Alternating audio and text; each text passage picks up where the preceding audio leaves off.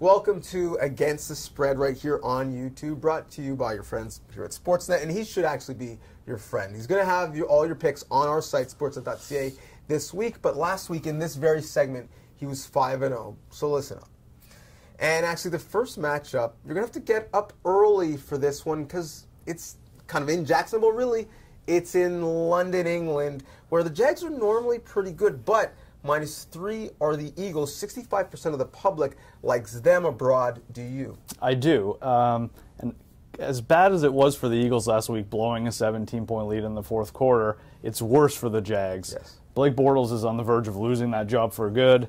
The defense is playing uncharacteristically bad, and now they're fighting in the locker room postgame. So it's not a good situation in Jacksonville. Now they have to travel across the ocean and play an Eagles team that's probably going to be motivated to make up for what they did last weekend. We haven't seen good Blake Bortles in a while. Bortles' service has not been around. No. So we might see bloke Bortles over in England, but in his last 3 games, he's got 8 turnovers, and he's got more interceptions and is second in fumbles since he's been in the league. So the way he's turning it over, I don't think he finishes this game, and I think the Eagles win big.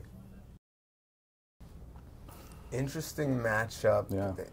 This one was tough for me. Seahawks going to Detroit, who actually are the favorites at -3 at home, and 60% of the public likes them. Where are you going? I think I'm going to go against the public and go with the Seahawks here. These teams have been fairly similar so far this season. The quarterback struggled at the beginning. They're playing better now. The running games are finally picking up for both teams. But I think what this comes down to is getting after Russell Wilson. The Lions have quietly been one of the better teams sacking the quarterback this year, while the Seahawks are finally protecting Russell Wilson for the first time in a long time. I think they win out and the Seahawks win on the road. Interesting. So I'm looking at this game from a different standpoint. If you asked me last week, I would have agreed with you. But now that Snacks Harrison is going to Detroit in that big trade this week, I think he helps them stop the run, and they're 30th as far as stopping the run in the NFL. They've got the top 3 rushing offenses coming to their place the next 3 weeks. I think he helps them stop the run, and that's why I think Detroit wins it. The Baltimore Ravens are -2 going to Carolina, and actually 60% of the public like the home dog.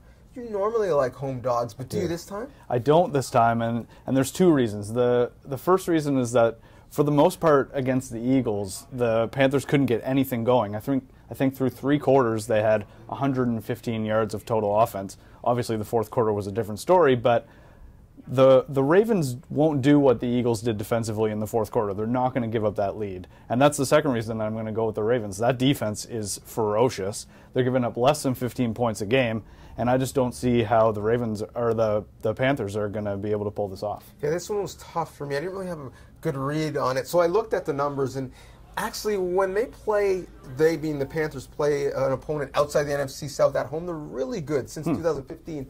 14-5-1. So I'm just going to ride the numbers, and if it doesn't go my way, I'll be able to sleep at night at least.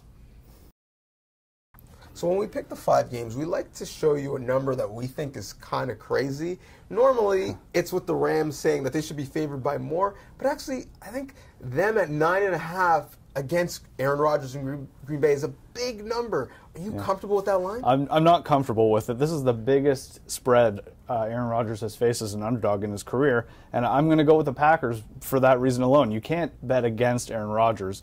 And actually, when it comes down to it, the Rams aren't that great against the spread this season. They're 4-3 despite being undefeated. So I like Aaron Rodgers to keep the Packers in it and for this to be a barn burner. Yeah, the fact that this line is also moving in the wrong direction. It actually started at 8.5, which have tied the highest spread in his career. To me, is crazy. Despite that, 60% of the public going with the Packers. I'm going to as well.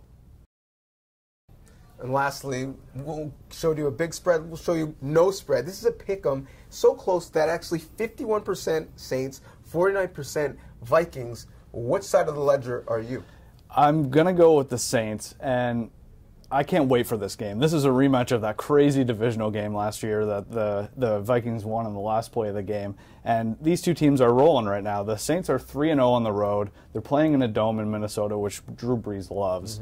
But the Vikings are also playing well. The defense is playing better. They're getting Everson Griffin back. So it's definitely a pick 'em game. But I do like the Saints to come out on top here.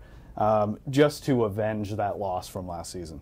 Yeah, it is a pick-em game, and when people look at this game, they think of Drew Brees and the numbers he's putting up. Yeah. But quietly, Kirk Cousins putting up some really nice numbers. Definitely. 15 TDs, just 3 interceptions, completing 70% of his passes.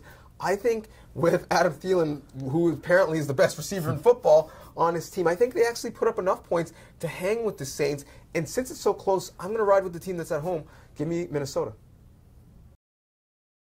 Survivor pick time, and congratulations to you if you're still around in your Survivor pool. Yeah. It's been a tough year, and that's why I'm going with Chicago. Someone you may not have picked already. Their offense struggled early, just 4 TDs in the first 3 games. Their last 3 games, 4 TDs in each. Pick Chicago confidently.